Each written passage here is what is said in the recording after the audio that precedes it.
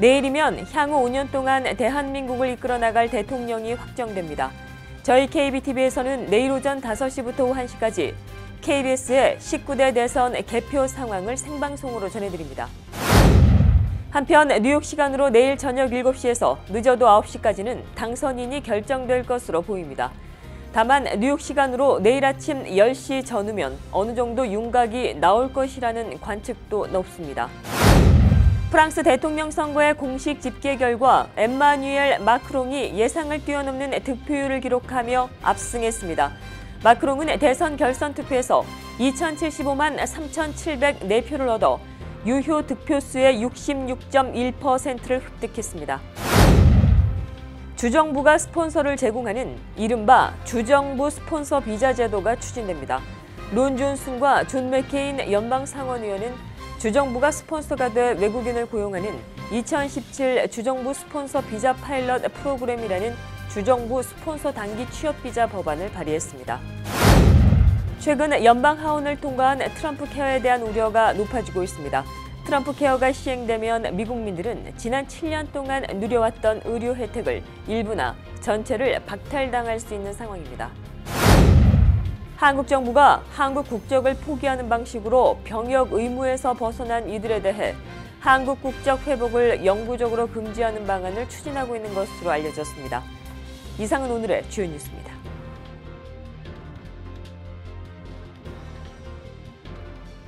SBI융자 전문은행 뉴밀레니엄뱅크가 홈모기지 융자를 시작했습니다.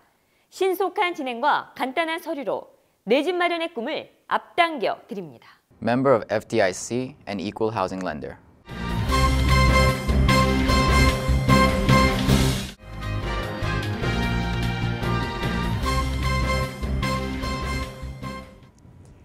시청자 여러분 안녕하십니까? 5월 8일 KBTV 뉴스9입니다.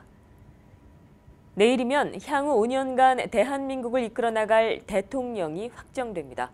저희 KBTV에서는 내일 오전 5시부터 오후 1시까지 KBS의 19대 대선 개표 상황을 생방송으로 전해드립니다.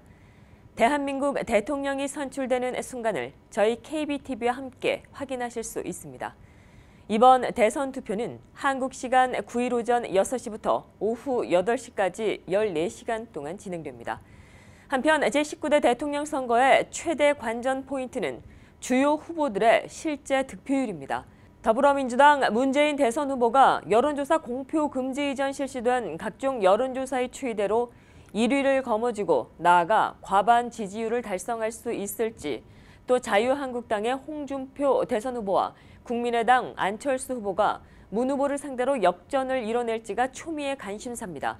범보수와 야권의 전통적인 텃밭인 대구와 경북과 호남 지역이 이번에도 특정 후보에게 몰표를 줄지, 높은 사전투표율 열기가 전체 투표율 80% 돌파로 이어질지도 판세를 가를 주요 변수로 꼽히고 있습니다.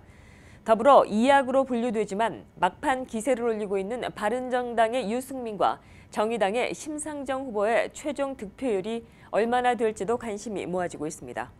한편 시도 선관위와 중앙 선관위의 집계 작업을 고려해 볼 때 뉴욕 시간으로 내일 저녁 7시에서 늦어도 9시까지는 당선인이 결정될 수 있을 것으로 전망됩니다. 한편 시도 선관위와 중앙 선관위의 집계 작업을 고려해 볼 때 뉴욕 시간으로 내일 저녁 7시에서 늦어도 9시까지는 당선인이 확정될 것으로 전망됩니다. 다만 뉴욕 시간으로 내일 아침 10시 전후면 어느 정도 윤곽이 나올 것이라는 관측도 높습니다. 앞서 말씀드린 대로 저희 KBTV에서는 내일 오전 5시부터 오후 1시까지 KBS의 19대 대선 개표 상황을 생중계로 전해드립니다. 이런 가운데 조기 대선에서 당선되는 새 대통령은 한국 시간 10일 국회에서 취임 선서를 할 것으로 보입니다. 또 주요 대선 후보들은 당선 시 대규모 취임식을 하지 않고 국회에서 취임 선서를 한 뒤 곧바로 청와대로 들어갈 계획을 밝히고 있습니다. 프랑스 대통령 선거의 공식 집계 결과 엠마뉴엘 마크롱이 예상을 뛰어넘는 득표율을 기록하며 압승했습니다. 마크롱은 대선 결선 투표에서 2,075만 3,704표를 얻어 유효 득표수의 66.1%를 획득했습니다. 이는 라이벌인 마린 르펜의 2배가량을 앞선 것입니다. 예상을 뛰어넘는 압승의 원인에 대해서는 의견이 분분하지만 결선 투표 나흘 전 처음이자 마지막으로 진행된 양자 TV 토론에서 마크롱이 르펜을 압도한 것이 주요했던 것으로 분석되고 있습니다. TV 토론 전까지 소폭 하락세를 보였던 마크롱의 지지율은 토론 이후부터 급격한 상승세를 타기 시작했고 이런 모멘텀이 결선 투표 당일까지 이어진 것으로 풀이되고 있습니다. LA 34지구 연방 하원의원 보궐선거에서 돌풍을 일으키며 본선에 진출한 한인 후보가 있습니다. 로버트 리 안 후보인데요. 오늘 오후 로버트 리 안 후보가 뉴욕을 찾아 한인들의 관심을 당부했습니다. 박소현 기자가 보도합니다. LA 34지구 연방하원의원 본선에 진출한 로버트 리 안 후보가 오늘 뉴욕 한인회에 방문해 한인 커뮤니티의 관심을 촉구했습니다. 안 후보는 지난 4월 4일 34지구 내 23명의 후보들 사이에서 두 번째로 많은 표를 얻어 본선에 진출한 바 있습니다. 본선에 진출한 안 후보는 오는 6월 6일 있을 본선거에 출마합니다. 안 후보의 도전은 19년 만에 한인이 미 하원 의원에 도전하는 것으로 이날 자리에 참석한 김민선 뉴욕 한인 회장은 지역을 떠나 한인 2세의 도전이 미주 한인 사회 전역에 큰 의미가 있다고 말했습니다. 다른 그 모든 스테이트에서 꿈을 가지고 계시는 우리 2세, 차세대, 우리 젊은 2세들에게 큰 희망이 되고 또 교두보가 되지 않을까 싶습니다. 안 후보는 미 정부에서 한인을 포함한 소수 유권자들이 목소리를 낼 수 있어야 한다며 한인의 정치력 신장이 필요함을 절실히 느낀다고 말했습니다. 안 후보는 이어 경쟁을 벌일 지미 고메즈 의원은 이미 주류 민주당 정치인과 기업에게서 후원을 받고 있어 한인들의 정치자금 후원이 필요하다고 설명했습니다. 예비선거 때와는 다르게 본선거에서는 타주에서도 후원을 할 수 있어 현재 많은 타주 한인 사회에서도 안 후보의 도전을 응원하고 있습니다. 근데 이제 결선에서는 우리가 더 많은 기금이 필요하고 앞으로는 근데 이게 연방 하원 자리라서 내셔널 어텐션을 받고 또 내셔널 그 인트레스트가 생겼습니다. 그래서 제가 뉴욕까지 오늘 오게 되고 한인 2세의 연방의원 도전 후원은 안 후보 공식 사이트에서 후원할 수 있으며 현재까지 25만 달러의 후원금이 모금됐습니다. KBTV 박소연입니다. 주정부가 스폰서를 제공하는 이른바 주정부 스폰서 비자 제도가 추진됩니다. 론 존슨과 존 맥케인 연방 상원의원은 주정부가 스폰서가 돼 외국인을 고용하는 2017 주정부 스폰서 비자 파일럿 프로그램이라는 주정부 스폰서 단기 취업 비자 법안을 발의했습니다. 이 법안은 주정부 기관이 비자 스폰서가 돼 단기 취업 비자를 발급하는 것으로 주정부 프로젝트에 투자하거나 주정부의 경제 개발 프로젝트에 기여한 외국인들이 해당됩니다. 또 주내 기업을 운영하거나 주내에서 각종 공익 서비스직에 근무하는 외국인들도 지원할 수 있습니다. 만약에 이 비자가 시행이 되면 특정 기술을 유하지 않은 비전문직도 포함되며 비자 소지 기간 동안 영주권 신청 등도 할 수 있습니다. 최근 연방 하원을 통과한 트럼프 케어에 대한 우려가 높아지고 있습니다. 트럼프 케어가 시행이 되면 미국민들은 지난 7년 동안 누려왔던 의료 혜택을 일부 또는 전체를 박탈당할 수 있는 상황입니다. 예산 분석 전문가들은 트럼프 케어가 시행되면 당장 첫 해에 1,400만 명이 보험을 잃게 되고 노인들은 더 높은 의료비를 내야 할 것으로 전망했습니다. 또 앞으로 10년 동안 메디케이드에서만 1,400만 명, 전체 2,400만 명이 의료보험을 잃게 될 것으로 전망되고 있습니다. 상황이 이렇자 연방 상원이 자체적으로 트럼프 케어의 일부 조항에 대해 수정에 나섰습니다. 준비되는 내용은 상원이 의료보험을 구매하는 국민들에 대해 세금 혜택을 제공하고 노인들에 대한 지원금을 늘리는 내용이 포함된 것으로 알려졌습니다. 한국 정부가 한국 국적을 포기하는 방식으로 병역 의무에서 벗어난 이들에 대해 한국 국적 회복을 영구적으로 금지하는 방안을 추진하고 있는 것으로 알려졌습니다. 한국 정부는 또 이들에 대해 상속세와 증여세를 중과하는 방안과 재외동포 비자 발급 제한을 하는 안도 함께 추진 중입니다. 현행법상 외국 영주권자는 귀국할 때까지 병역 이행을 연기할 수 있습니다. 이 때문에 병역 이행을 계속해서 연기하면 입대 제한 연령까지 병역 의무에서 벗어날 수 있습니다.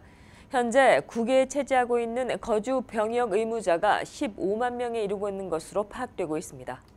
뉴욕시에서 4인 가족을 기준으로 할 때 연 8만 달러를 벌지 못하면 저소득층으로 분류되는 것으로 나타났습니다.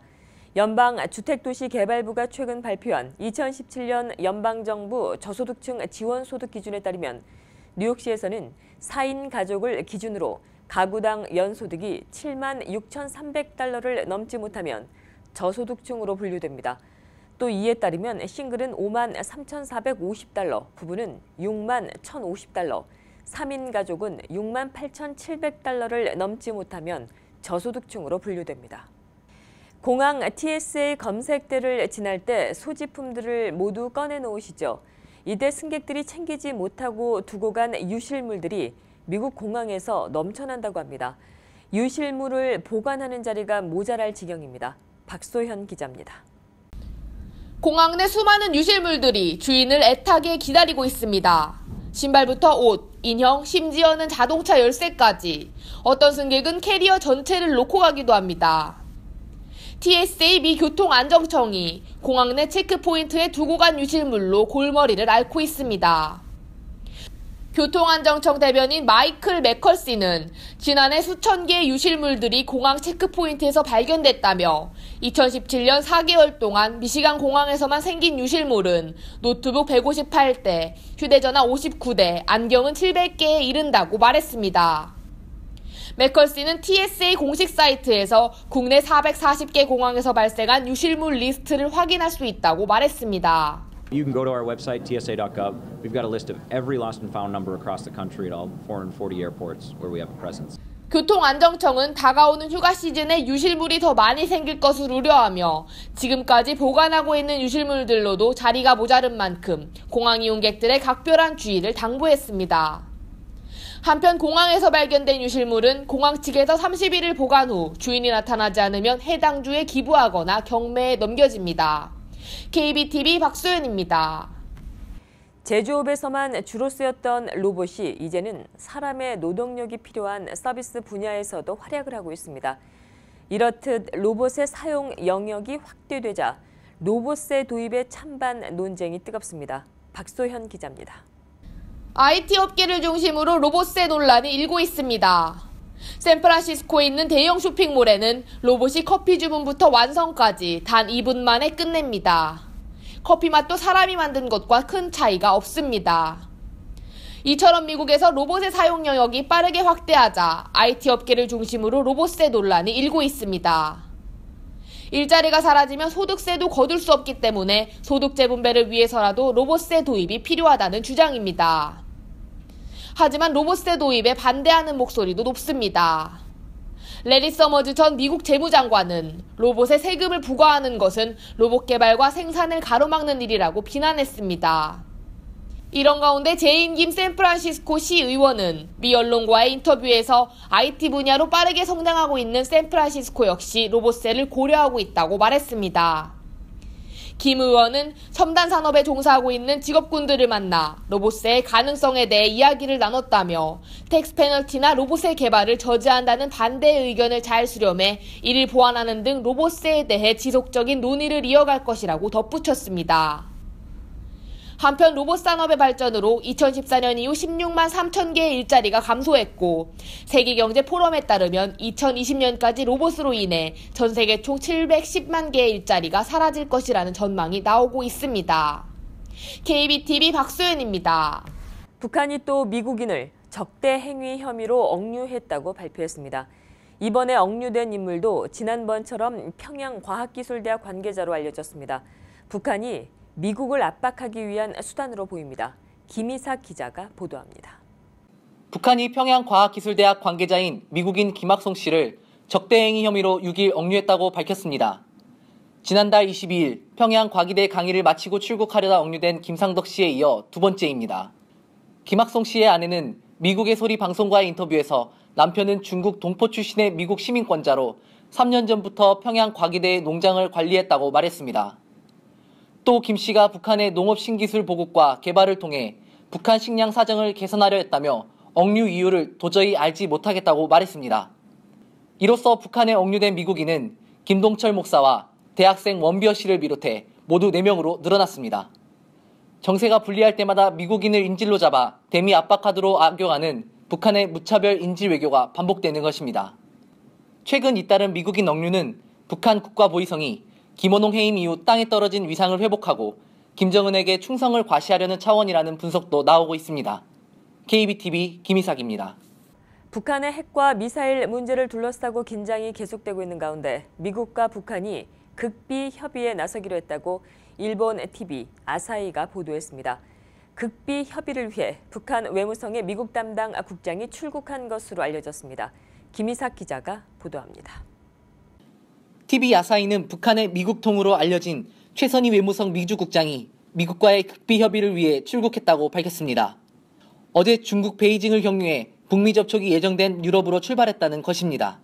미국 측에서는 정부 고위관리 출신의 민간 전문가들이 참석할 것으로 알려졌지만 이름과 직함 등 구체적 인적 사항은 공개되지 않았습니다.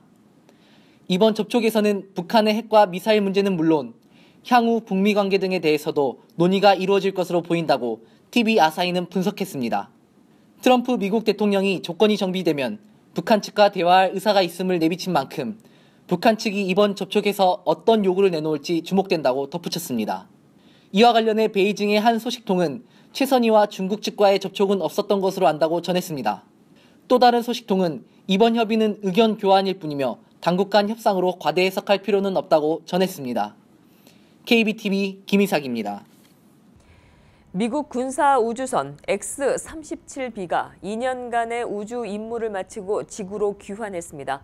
미 공군의 무인 우주 왕복선 X-37B는 지난 2015년 5월 달 지구를 떠나 우주에서 약 2년 동안 비밀 임무를 마친 뒤에 돌아왔습니다. 계속해서 김희삭 기자가 보도합니다. 군사우주선 X-37B가 718일 만에 복귀했습니다. 역대 최장의 우주 체류를 기록하면서 지금까지 총 2085일을 우주에서 머물렀습니다. 우주선 X-37B의 구체적인 임무와 목적 등은 여전히 베일에 쌓여 있습니다. 일부 전문가들은 북한이나 중국 등을 겨냥한 새로운 기능의 첩보 위성일 수 있다고 추정한 바 있습니다. X-37B는 미 항공우주국과 방위고등연구계획국, 보잉사가 공동 개발한 것으로 전체 길이 약 8.8m에 날개 길이는 4.3m, 무게는 5.5톤에 달합니다. 미 공군은 X-37B는 우주에서 지구로 복귀가 가능한 재사용 우주선 기술을 실험하려는 목적에서 제작됐다고 밝히고 X-37B는 그동안 자동 궤도 비행, 단열 보호, 내비게이션 기능, 저렴 기술 등을 실험하려는 임무를 수행했다고 전했습니다. 한편 미 공군은 올 하반기에 X-37B의 5번째 비행을 위한 발사를 할 예정입니다. KBTV 김희삭입니다. 세계적인 미술품 경매 전문 업체인 소더비와 크리스티가 오는 5월 15일부터 뉴욕에서 봄 시즌 미술작품 경매를 시작합니다.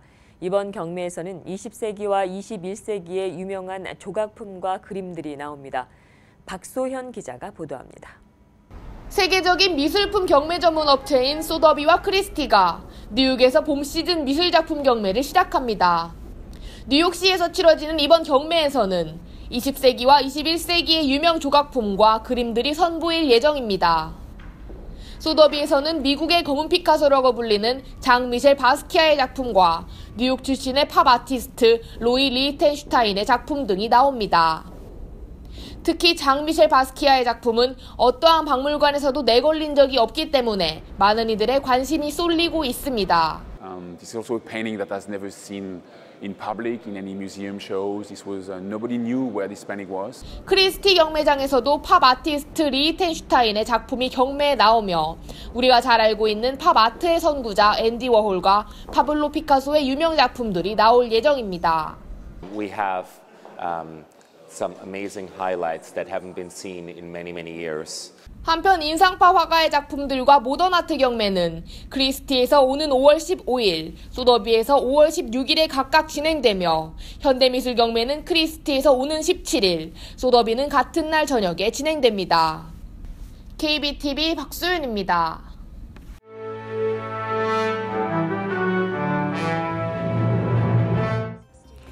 (5월 8일) 사건과 사고입니다. 10대 소년이 호수에 빠진 6살 소년의 목숨을 구했습니다. 어제 저녁 서포 카운티 내 이스트 벨몬트에 위치한 한 가정집 뒤뜰 호수에서 3살 난 아이가 자신의 형이 호수에 빠졌다며 도움을 요청했습니다. 호수에 빠진 소녀는 6살 조이 조지며 조지는 물에 빠져 당시 숨을 쉬고 있지 않았습니다. 동생의 구조 요청을 들은 조지의 사촌 16살 케아라 자모르는 곧바로 호수로 향했고 물에 빠진 조지를 끌어내 구조대원이 도착할 때까지 심폐소생술을 실시했습니다. 자모르는 당시에 조지의 얼굴과 팔 전체가 물에 빠져 있었고 숨도 쉬지 않아 끌어내는 데 어려움이 있었다고 말했습니다. 응급 구조대원이 도착하고 조지는 곧바로 근처 병원으로 이송됐으며 다행히 생명에 지장이 없습니다. 지난 토요일 저녁 뉴저지 뉴욕 지역에서 한 남성이 차량 충돌로 숨졌습니다. 숨진 남성이 타고 있던 차량은 절도 등록된 차량으로 확인됐습니다. 토요일 오후 7시경 사우스 8가와 16 애비뉴 교차로에서 차량 충돌 사고가 발생했습니다. 사고 당시 어두운 미니밴이 제어 능력을 잃고 갑자기 주차가 된 자동차들을 들이받고 자신도 한 차례 뒤집혔습니다. 당시 사고 목격자는 무언가가 터지는 굉음을 들었다고 말했습니다. 주차가 된 차를 들이받은 차량에 타고 있던 남자는 그 자리에서 숨졌으며 경찰 조사 결과 이 미니밴은 절도 차량인 것으로 확인됐습니다. 차량에 타고 있던 숨진 남성은 차량 절도 용의자였습니다. 또 다른 목격자는 당시 차 사고가 난 뒤 수상한 남성이 도망가는 것을 봤다고 말했습니다. 경찰은 이 남성도 이번 사고와 연관이 있는 것으로 추정하고 수상한 남성을 쫓았고 결국 남성을 체포했습니다. 경찰은 차량 절도범의 죽음과 수상한 남성 사이의 관계를 조사하고 있습니다. 한편 이번 차량 사고로 주변에 있던 시민들의 인명피해는 없었던 것으로 확인됐습니다. 어제 오후 뉴저지 린든에 위치한 놀이터에서 화재가 발생했습니다. 화재를 저지른 방화범은 2명의 10대 소년이었습니다. 어제 오후 4시 30분경 린든 웨스트 컬티드 스트리트 근처 에인스워스 스트리트에 위치한 웨인 파크에서 화재가 발생했습니다. 당시 화재 장소에 도착한 소방당국은 파크 내에 위치한 놀이터가 불길에 휩싸여 검은 연기가 자욱했다고 당시 상황을 설명했습니다. 화재 진압은 몇 분 만에 곧바로 이뤄졌지만 짧은 시간 동안 놀이터는 형체를 알아볼 수 없을 정도로 불에 타 놀이기구들이 훼손됐습니다. 화재로 인한 재산 피해는 약 8만 달러에 이르며 다행히 공원 주변에 사람이 없어 인명피해는 발생하지 않았습니다. 소방당국과 조사당국은 화재 당시 아직까지 화재의 정확한 원인이 밝혀지지는 않았지만 누군가가 의도적으로 화재를 낸 흔적이 보인다고 밝혔고 이후 오늘 아침 방화범인 11살 소년과 13살 소년을 체포했습니다. 이들은 소년원에 구금됐습니다. 지난 토요일 저녁 퀸즈에서 경찰을 칼로 찌른 용의자가 체포됐습니다. 토요일 9시 30분경 퀸즈 이스트 엘머스트 94가에 위치한 한 가정집에서 하우스 파티가 열렸습니다. 당시 비번이었던 경찰도 파티에 참석했고 파티 도중에 경찰은 한 남성에게 칼부림을 당해 팔이 칼에 찔렸습니다. 당시 경찰과 체포가 된 용의자 사이에는 가벼운 말다툼이 있었고 이 말다툼이 칼부림까지 번진 것으로 추정되며 칼에 찔린 경찰과 용의자는 모두 병원으로 이송돼 치료를 받았습니다. 다행히 칼에 찔린 경찰은 생명에 지장이 없으며 무혐의로 풀려났고 칼로 찌른 용의자는 기소됐습니다. 계속해서 오늘의 주요 단신 이어집니다. 트럼프 대통령의 납세 내역이 강제로 공개될 수도 있게 됐습니다. 뉴욕주가 공개 의무화를 추진하고 있기 때문입니다. 브래드 호일맨 뉴욕주 상원의원은 모든 선출직 공무원에 대해 납세 내역을 의무적으로 공개하는 법안을 주의회에 제출했고 심의가 진행 중에 있습니다. 2010년 밴쿠버 동계올림픽에서 금메달을 딴 미국의 봅슬레이 영웅인 스티븐 홀컴이 대표팀 숙소에서 숨진 채 발견됐습니다. 미 올림픽위원회는 지난 6일 홈페이지를 통해 홀컴이 이날 아침 뉴욕주 레이크 플래시트의 대표팀 숙소에서 숨진 채 발견됐으며 현재로서는 추가적인 내용에 대해 알 수 없는 상황이라고 발표했습니다. 시장조사기관인 스트래티지 애널리티스는 LG전자가 1분기 미국 시장에서 730만 대의 스마트폰을 출하해 20%의 점유율을 기록한 것으로 집계됐다고 밝혔습니다. 로스앤젤레스의 명물인 할리우드 간판까지 곤돌라를 타고 오르는 방안이 추진됩니다. 가세티 LA 시장은 지역 주민들과 관광객들을 위해 유니버셜 스튜디오에서 할리우드 간판까지 곤돌라를 설치하는 방안이 추진되고 있다고 말했습니다. 계속해서 포커스인과 커뮤니티 브리핑 이어집니다.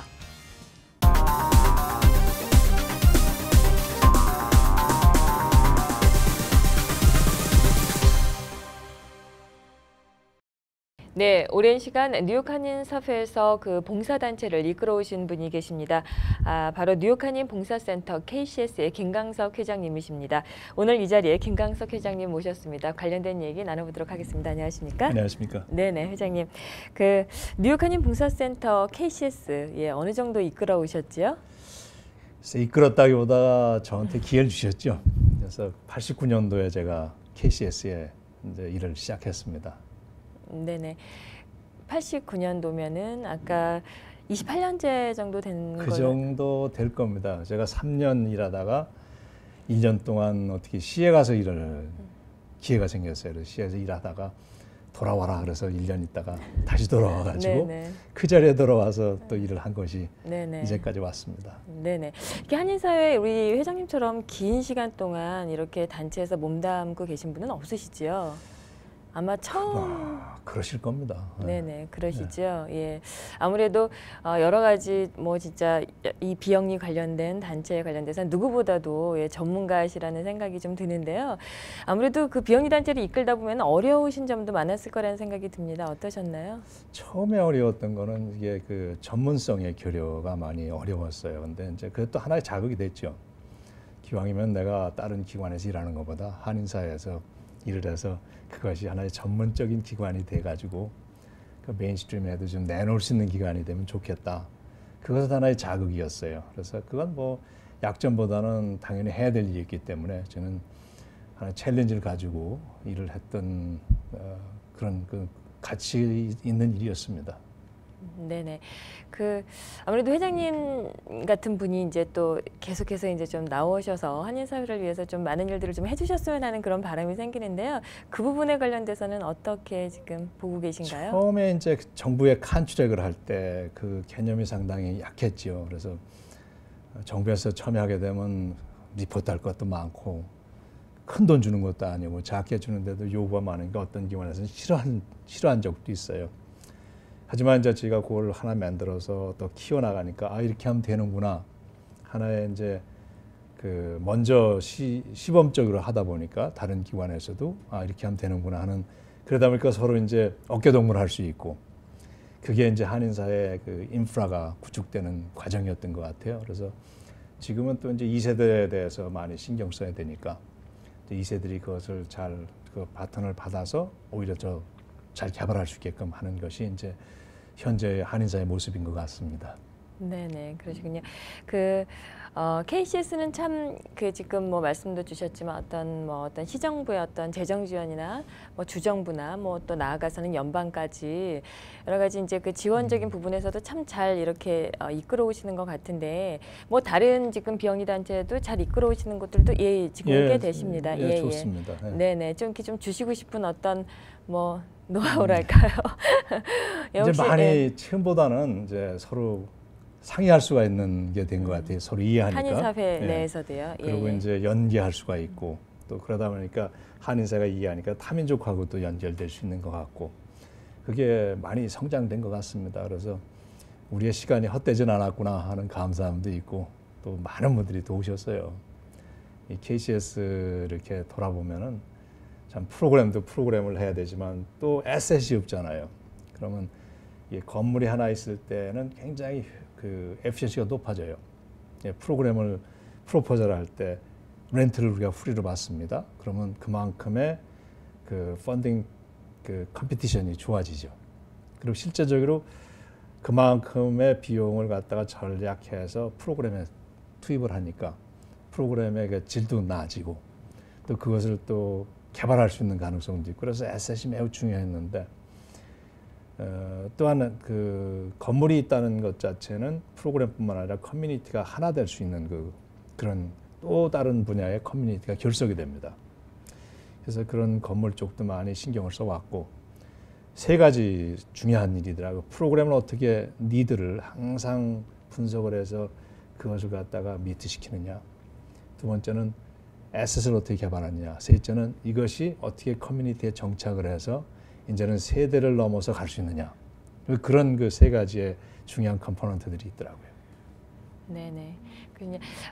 이제 그 앞으로 28년 동안 이제 몸을 이제 또 담고 또 이제 앞으로도 또 이제 계속 이렇게 또 노력해 주시고 또 그러셔야 될 텐데 우리 김 회장님께서 보시는 이제 앞으로 향후에 한인사회에 좀 어떤 비영리 단체로서의 어떤 거는 조금 뭐 좀 세워져야 된다 비전이라 그럴까요? 좀 그런 걸 세우는 부분이 있다면 어떤 게 있으실까요? 예.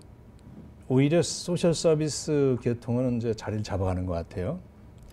근데 비영리 개념이 이제 크게 보면은 종교 단체 비영리 개념이 있고 한인의 종교 개념이 있어요. 한인회도 비영리 단체니까. 근데 그것이 좀 미국의 비영리 단체법에 합당하게끔 그 이사회 중심으로 운영이 되는 비영리 단체가 되면 좋겠다. 저는 교회도 그런 쪽으로 그 당회장 중심보다는 그 거기에 당회라든지 그 보드 중심의 그런 운영이 됐으면 참 좋겠다는 생각이 있고 한인회도 마찬가지예요.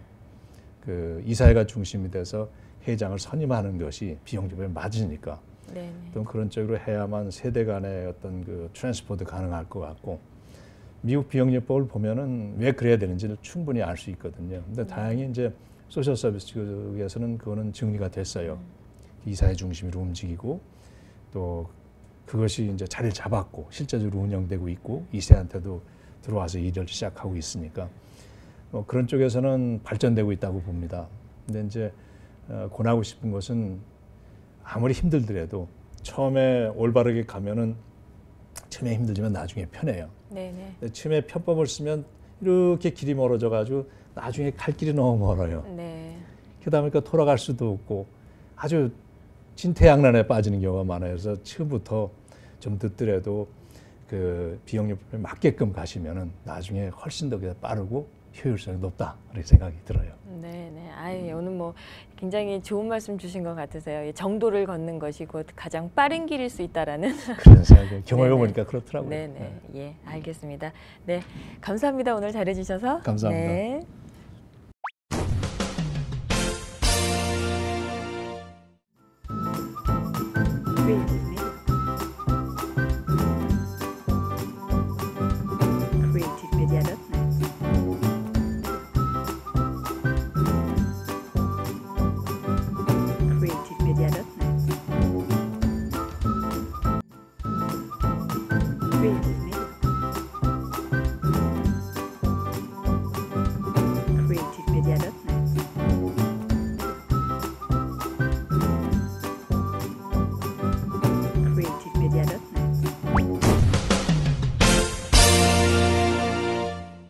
계속해서 환율과 증시 보시겠습니다.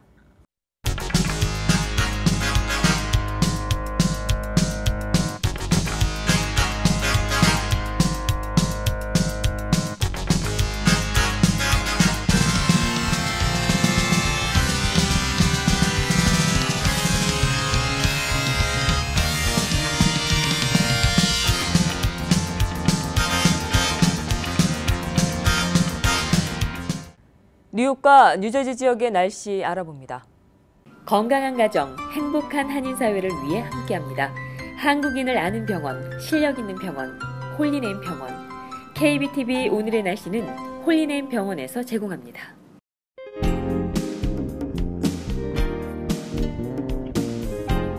평년 기온보다 10도가량 떨어진 쌀쌀한 날씨였습니다. 하늘은 맑았지만 공기는 차, 한낮에도 60도 밑으로 똘았습니다. 내일도 오늘과 비슷하겠습니다. 구름이 더욱 걷혀 맑고 청명한 날 되겠습니다. 하지만 찬 공기는 여전히 뉴욕 하늘에 감돌겠습니다. 평소보다 가벼운 가디건 하나 더 걸치셔야겠습니다. 수요일인 모레도 맑지만 서늘한 날씨는 계속됩니다. 뉴욕 뉴저지 한낮 62도이며 한밤 50도입니다. 하지만 체감 기온은 평소보다 조금 높겠습니다. 이번 주 주간 날씨입니다. 한 주 동안은 대체로 쌀쌀한 날씨 계속되겠습니다. 토요일까지는 기온이 계속해서 조금씩 오르겠지만 일요일 다시 기온이 50도대로 떨어집니다. 초여름 같은 날씨가 무색할 정도로 날이 많이 서늘해졌습니다. 찬 공기에 감기 조심하셔야겠습니다. 날씨였습니다. 건강한 가정, 행복한 한인사회를 위해 함께합니다. 한국인을 아는 병원, 실력 있는 병원, 홀리네임 병원. KBTV 오늘의 날씨는 홀리네임 병원에서 제공합니다. 이상으로 5월 8일 보내드린 KBTV 뉴스9 모두 마치겠습니다. 오늘도 KBTV 뉴스9과 함께해 주신 시청자 여러분 고맙습니다. 편안한 밤 되십시오. SBI 융자 전문은행 뉴밀레니엄뱅크가 홈모기지 융자를 시작했습니다. 신속한 진행과 간단한 서류로 내 집 마련의 꿈을 앞당겨 드립니다. Member of FDIC and equal housing lender.